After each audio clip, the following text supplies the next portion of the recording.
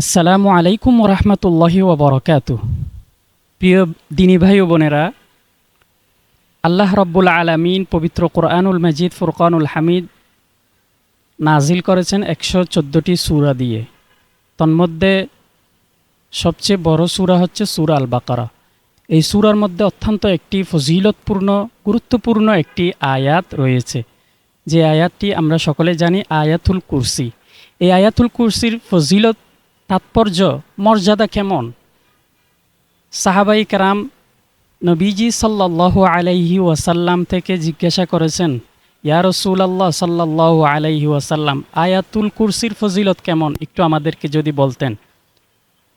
নবীজি সাল্লাল্লাহু আলাইহি ওয়াসাল্লাম বললেন, মান ক্বরাআ আয়াতাল কুরসি দুবুরা কুল্লি সালাতিন মাকতুবাতিন লাম ইয়ামনাহু দুখুলাল জান্নাতি ইল্লা আন ইয়ামুত।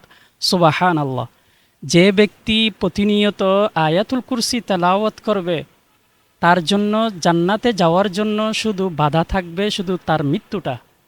তার মৃত্যু হবে, সে জান্নাতে চলে যাবে। সুবহানাল্লাহ। প্রিয় দিনী ভাই ও বোনেরা, আমরা যদি 5 ওয়াক্ত সালাতের পরে যদি 5 বার আয়াতুল কুরসি তেলাওয়াত করি, আল্লাহ রব্বুল আলামিন অবশ্যই আমাদেরকে জান্নাত দান করবেন।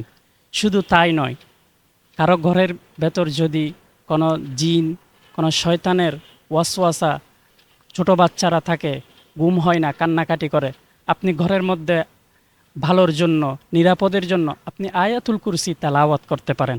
আসুন প্রিয় দিনী ভাই ও বোনেরা, আমরা ছোট ছোট আমলগুলা বেশি বেশি করার চেষ্টা করি। রব্বুল আলামিন যেন আমাদেরকে তৌফিক দান করেন। আমিন।